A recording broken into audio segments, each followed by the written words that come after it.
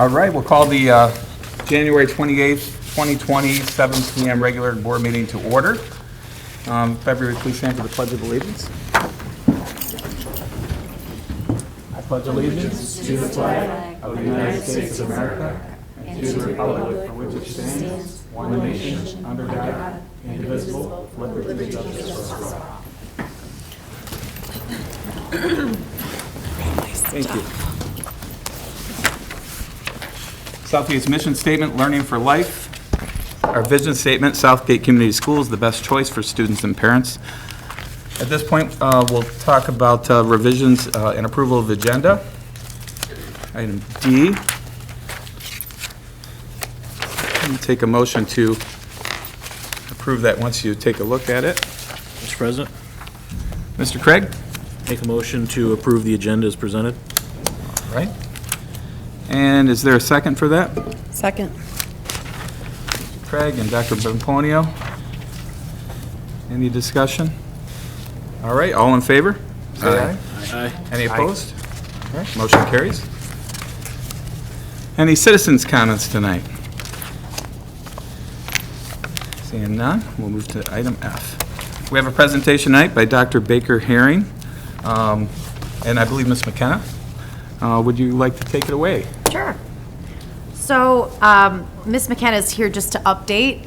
Originally, her presentation for the Music is Literature course for 11th grade ELA elective was approved, but the board requested a little bit more information. So she put together a scope and sequence with some standards, central questions, learning targets, resources for you, kind of an overview of the entire course for that semester. But she's here to answer any questions that you might have for her. Thank you. Bring it back to the table here. Anybody have any questions for Ms. McKenna regarding the Music is Literature course?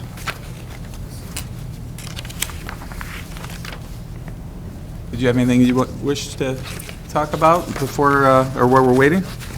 Oh, I mean, you can see on there, but the focus of the 11th grade curriculum is obviously with the SAT preparation is kind of a rhetorical analysis, especially getting them ready for SAT and talking about what the author's purpose is and all that kind of stuff. We're always harping on that. So I tried to design the course. I feel like music lends itself really well to that because you can look at a lot of different aspects and talk about what the songwriter or the performer was thinking, how they try to appeal to their audience. And so that's kind of where the focus is a lot in the rhetorical strategies, using it that way. I also realize that there's a lack in our curriculum of poetry that we teach the kids. Like they don't really interact with poetry a ton, and music is basically poetry set to a song. So it's kind of, and I'm hoping kind of to target those learners that are maybe not like, oh, I love Beowulf, but they can understand and find those techniques and things like that and talk about that in their own music too. Trying to open them up to hopefully some, I don't know, I picked the exemplary song, so there's a lot of me in this course, but trying to open them up to different kinds of music, because I think that some of them could broaden their horizons, but also leave a spot for them to bring in their interests, and that's really what I want to, really get them interested, and hopefully then hearing some of these things in other music. And I want to do kind of like weekly things where they're bringing in songs to me too, because what are good teachers if not pirates? Basically, just beg, borrow, and steal. And if I can have them do some of the work too, right? That's awesome.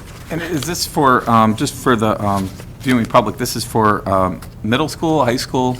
So this is going to be a 11th grade elective. Okay. So it is open. It's a semester-long course, so it's open to the 11th graders, obviously, to fill their schedule. But then also, if there are seniors that like to double dip, I've taught English 11 electives before, and I've actually had some 10th graders that either tested out of English 10 and have taken it too. So I don't think it would be limited to just juniors, but that's the primary focus. Okay. Yeah. So you have, thank you. So you have history throughout the different Yes. time periods in the music, and so it's a little bit of history and literature. Yes. And do you play music for them that tells about the story or what kind of music? Yes, so all of the songs, we would be playing the exemplary from YouTube, right? And they'd be analyzing the lyrics during, especially around the 80s when MTV comes out. You know, we are now showing the music videos and showing how that exemplifies change and things like that. The 60s and 70s is my personal favorite units, just because you can talk a lot about social change and music with a message. And I feel like that's a good opportunity for them too, to say like, there's a part in there where I'm like, what is your message? Like, what do you want to tell us? How would you do it? Like, this is how Bob Marley did it. How are you going to do it? You know, so. So when you get to the 70s, let me know, because that's my favorite time. All right, I will do that, yes. Sounds like we have the right instructor for this with all your references, for sure. Anybody else have any questions for Ms. McKenna? No? Thank you so much. Okay, thank you very much. Thank you. Thank you. So the next is a new course proposal from Mrs. Severance. This will be proposed as a 7th and 8th grade elective. It is a STEAM Makerspace course. So you have it's not on the other side. The project outline, so a scope and sequence related to the proposal, as well as the Michigan Integrated Technology competencies for what the goals are for the course. And I will let Ms. Severance give you an overview of the proposal. Good evening. Okay, so makerspace is maybe a term that you may or may not have heard. It was really coined in 2013. It's very collaborative, very hands-on. It goes with the STEAM education. If you're unfamiliar what STEAM education is, it's STEAM, of science, technology, engineering, arts, and math. So it's kind of a mishmash of all of those subjects in a problem-based and project-based collaborative environment. So boiled down, the students will be making for a purpose.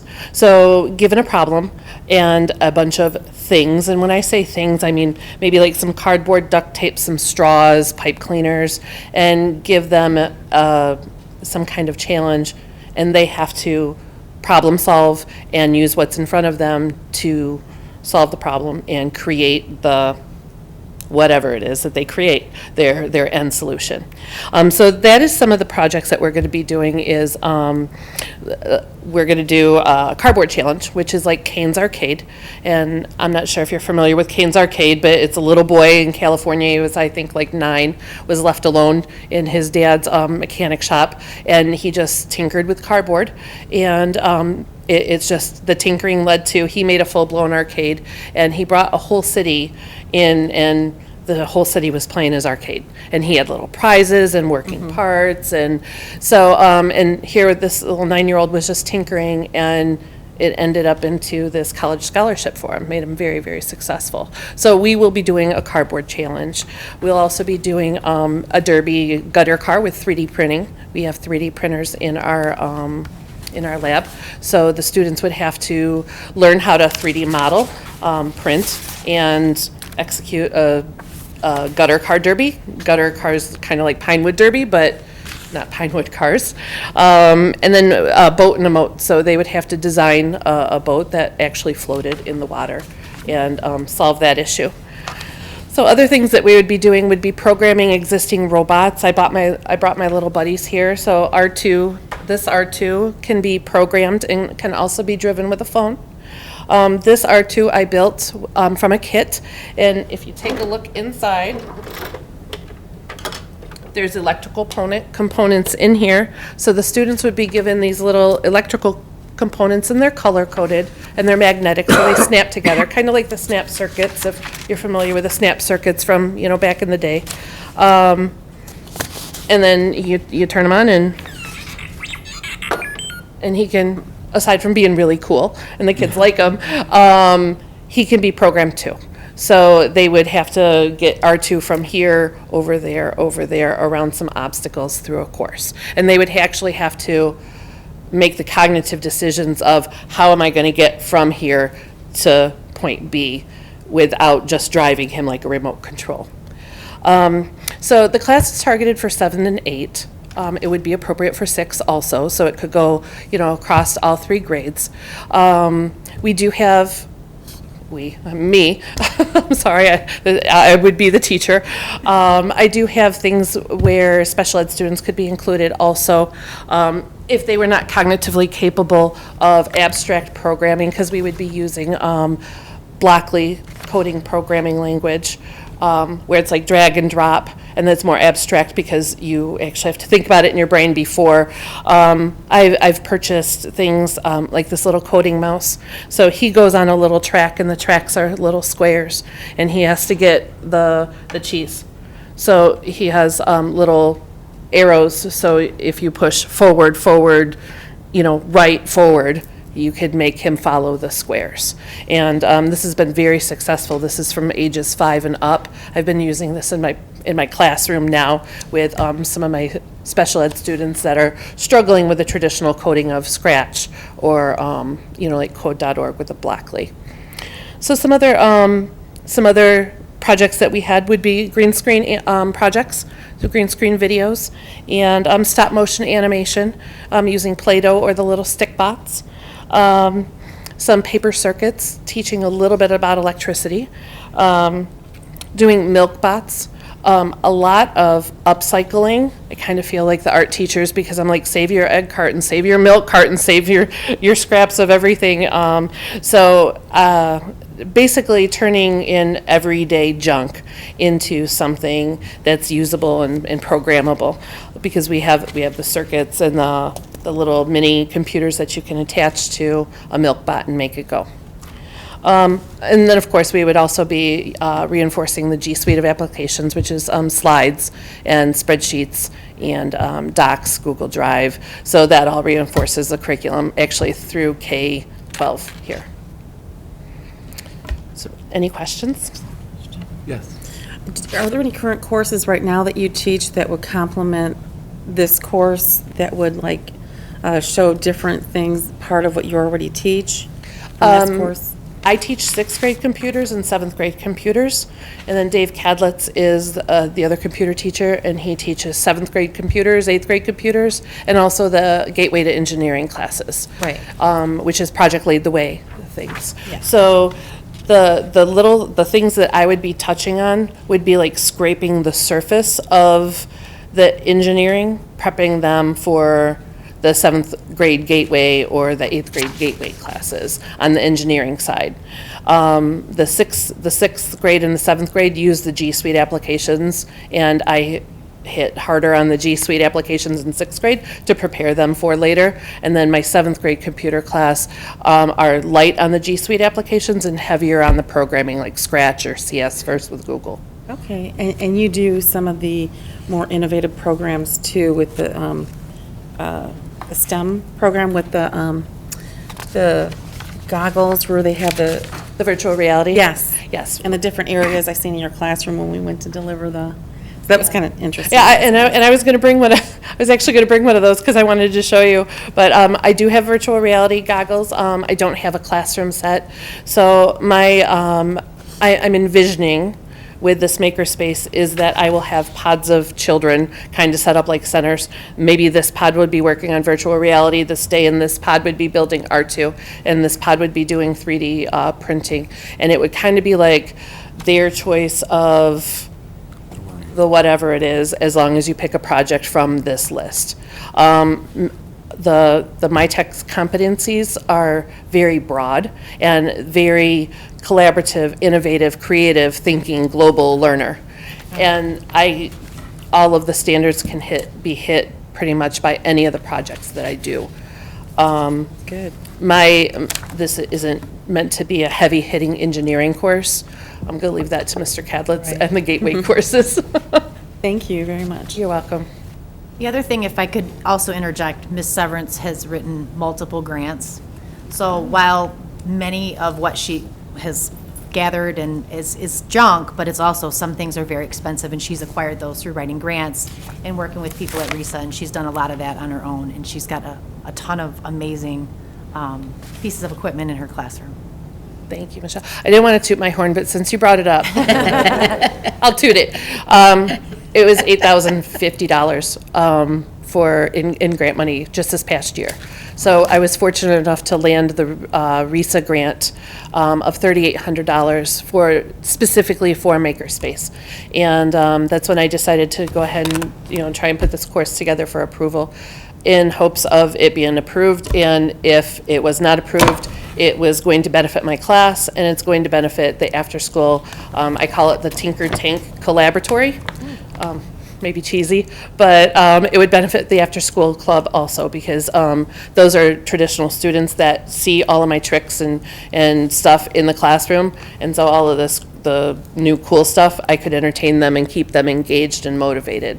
So I'm trying to build a stronger computer science technology program, moving forward on up, and hopefully continue growing their interest in the computer science field and programming. I was awarded one of the Southgate Education Foundation grants to complement that with some iPads and some programming, coding, things with the Osmo. And Little Bits was generous with, they gave me about $2,500 in equipment just for hosting an after-school workshop.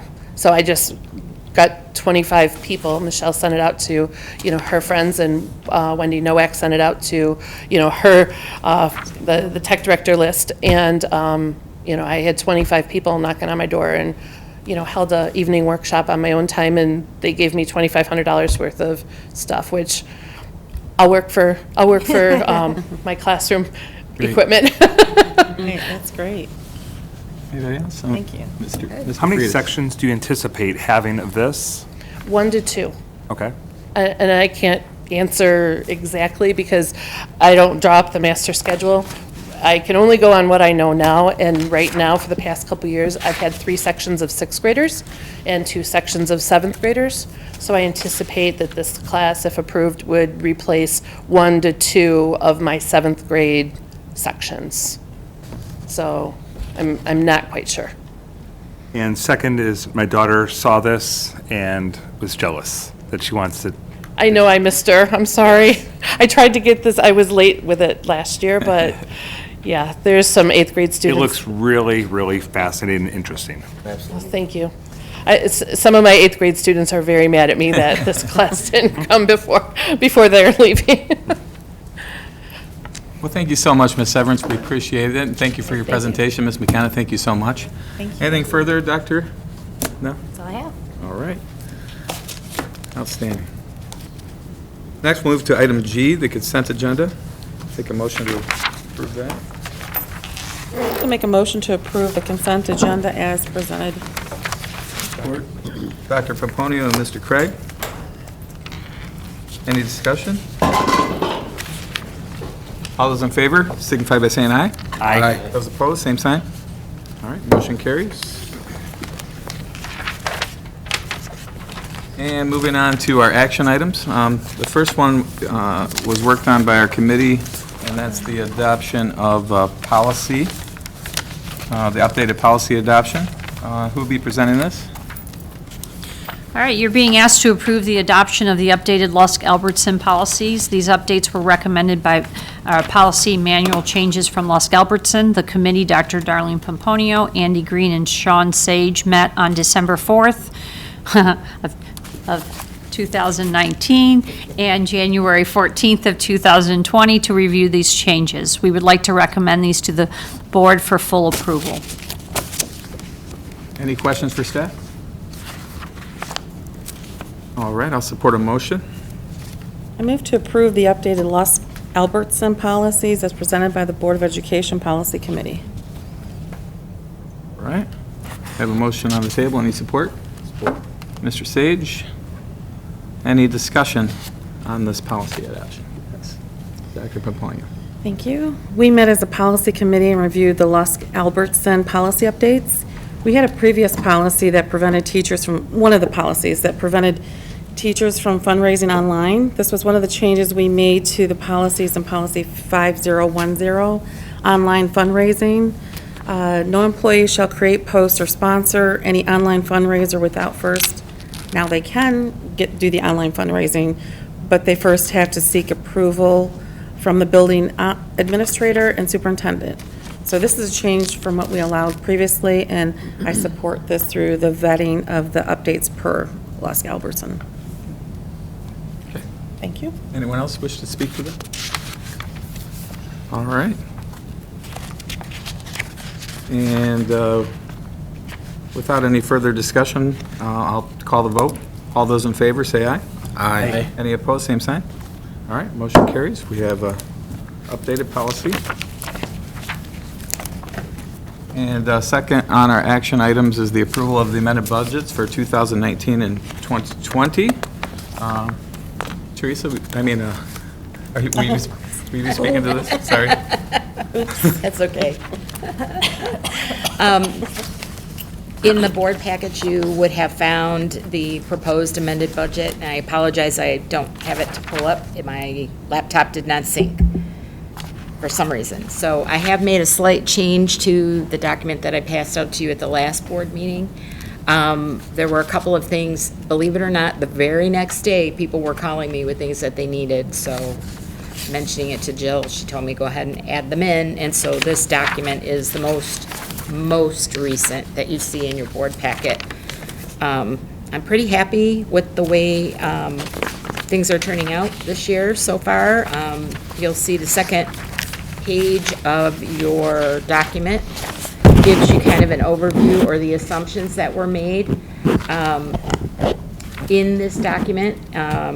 Largely, we were given $240 per pupil versus what we projected, or I projected last year in the original budget at $69. The loss of students was much lower than was projected. We were down 43.49 FTEs, and originally were budgeted at 250, netted against, I think it was 30 online students. So maybe about 220 students down. So we did much better there. We also did better on our fund balance that was carried forward, which we talked about that somewhat at the October audit presentation. In this budget, the enhancement funds are being proposed to be allocated according to past superintendent's recommendation, which is $100,000 to athletics, $150,000 to maintenance, $200,000 to curriculum, and we continued with year 2 of the employee severance plan at $258,872. So of the budget of $1,300,000, we're spending about $657,000. So the remaining of that money stays within the fund balance of $717,000 is what I projected. I also state in this document, we left off at 9.23% fund balance with our close at audit, and with this proposed budget, it would bring us up to 11.86%. So we're inching closer to the 15% that was initially set by the board. I'm not sure what year, but that was one of the board directives to go to 15% if we can. So are there questions? Mr. Craig? Hi, Barb. So I see here that we're using enhancement money to pay for this giant money-making severance package we were supposed to get. I thought we were supposed to save enough money from the severance package that it would cover its costs, yet we're using enhancement money to pay it? Well, that came up last year when we were trying to identify how all of that enhancement money was, why it was all used in my original budget. And part of that was because we were looking for costs that were not legacy costs, and that enhancement, employee severance package with this EPC company is a 3-year deal, which was within the 6 years of the enhancement money. So we had included it last year. This is just the 2nd year. So we applied it to enhancement funding to take care of the costs. But it was sold to me as that we would save so much money from these employees retiring Right. that's what would cover the cost of this incentive to do the early retirement. And I'm sorry, I can't speak to any of that when this whole arrangement was made. You know, that was done over a year ago, I believe, at the beginning of 17, 18, 19. And I'd have to look back. I believe I opposed it at the time because I didn't see where the savings were going to be, and I think that's what's weighing out here is. Yeah, but I thought the first 2 years, I'd have to go back and look, but usually in severance packages, you're not breaking even to the third year. You're not making money the Yeah, but it first 2 wasn't gonna years. be- You gotta take a hit to move forward. But we weren't going to use enhancement money to pay for that. I thought the savings. Well, we were had to use money somewhere. It's either enhancement money or general fund. You're not gonna make the profit right away. I don't recall. It's not gonna break I don't even, recall it's being not gonna told break anything. even you're not gonna break even right away when you're offering an incentive package or early retirement. You're not gonna break even right away. Yeah, that's not the way it was explained, that I recall. That's the way I understood it. Dr. Pomponio? So the enhancement funds allocation for athletics, maintenance, and curriculum, I'm glad to see that back, but is that the same amount that we approved as a board, or is that different? It's exactly what was Okay. approved. We Okay. took it right off the board Okay, I'm agenda. happy to see that come back. The other thing is, for the viewing audience, the state mandates 5%, so we're at 11%, so we're doing great there. We're at 9. Right. We're at 9. We're But the projected to be at state- 11. Right, but the state State mandates requires 5. us to be at 5%, so I just wanted to put that out there. Thank you. Mr. Green? And Mr. Craig, with all due respect, you could be right. I would like to go back and look at the notes on this, but I'm almost positive severance packages and stuff, you're not gonna break even. You're not gonna break even in the first year or 2 years. It doesn't make sense, because you're gonna be double paying for the first 2 years. That doesn't make sense. We're not paying their whole salary. We were only paying a small incentive But you, that was insured against, it was a small incentive to say, here you go if you're within this range. but you're still not gonna break even the first 2 years. Well, I don't understand. If you're, I can't. Because you still gotta pay a portion of insurance, you gotta pay a portion of this and that for an X amount of years until ORS kicks in ORS totally. kicks in then, because they're retired. Not totally. You still have to pay a portion of 2 things for a while. You're not gonna break even right away. When they leave, we're not paying their health care. When that's what retiring and severance. But you're paying the buyout part of it. Yeah, but that was supposed to be 60,000, whatever the enhancement was that they get to go. We were paying this enhancement that they get to Yeah, but leave. but I'm almost positive we said it was gonna be a 2-year and we were breaking even the 3rd year. That's how I understood As far as it. my memory, I think that this number is close to what we were told that we would have to take the hit on.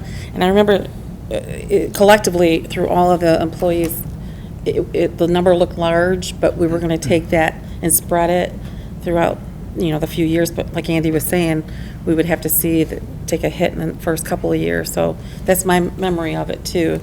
You're gonna pay them the buyout money and pay Right. the new teacher to take their spot for the first year. So if we spread it out through 2 years, which is what I'm understanding we did, we weren't gonna break even to the 3rd year. So we still are gonna take a hit the first 2 years to cover the buyout plus the salary of who's taking over.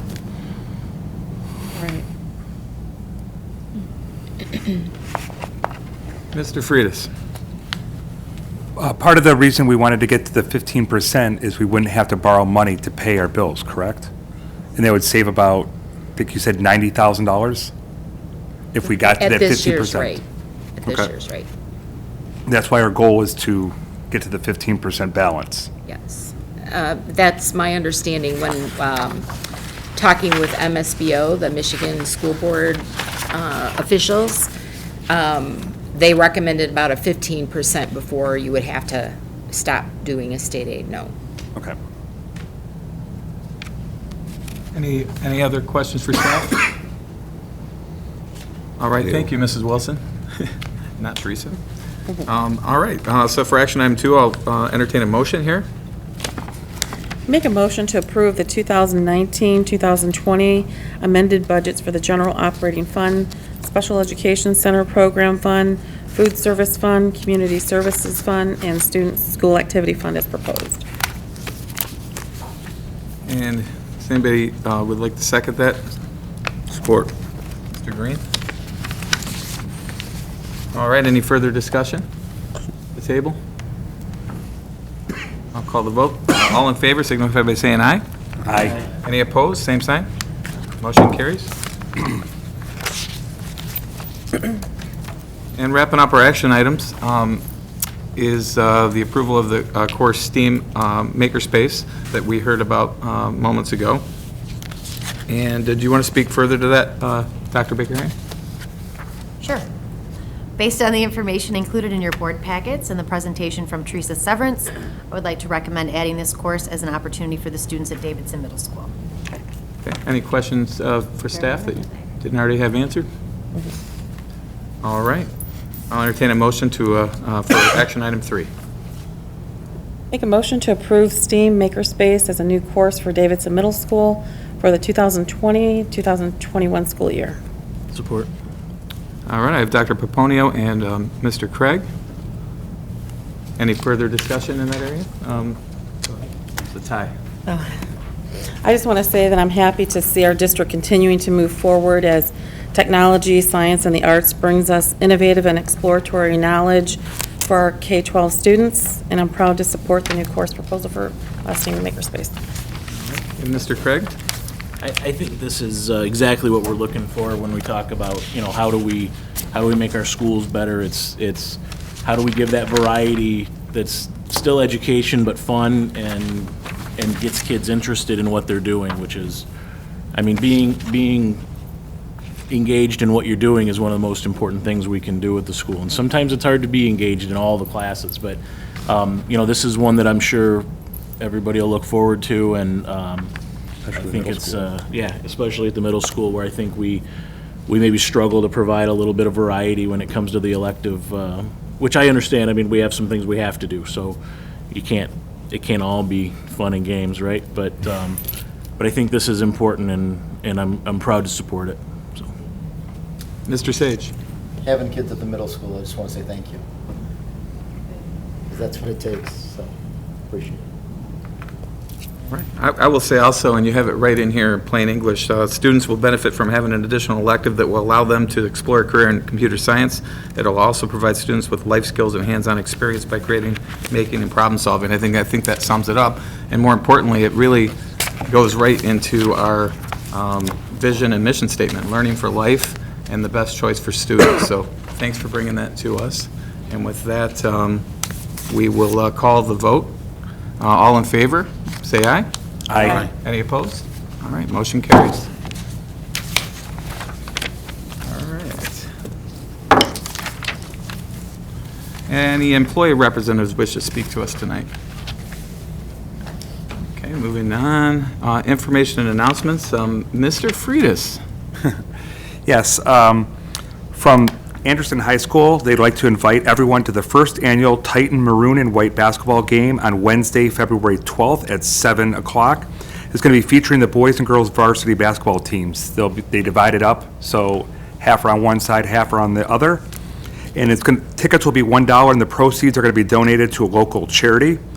The teams are going to be working hard to promote the game by reading to the elementary students. And if any corporations would like to help sponsor the event, it would be greatly appreciated. The teams will be coached by Mr. Sack and Coach Eugene. So come show your Titan pride and support this awesome event. We look forward to seeing everyone on February 12th. Time. 7 p.m. Thank you, and Dr. Pomponio? I have some just feedback from the meetings that I went to. I had an MASB Board of Directors meeting in Lansing. There was discussion on current legislation, including House Bill 5041, allowing stop arm cameras on buses. And we had a presentation from the governor's representative to support Launch Michigan, which supports initiatives to increase education investment, strategic planning and capacity building, and transparency and data empowerment, and interventions and supports.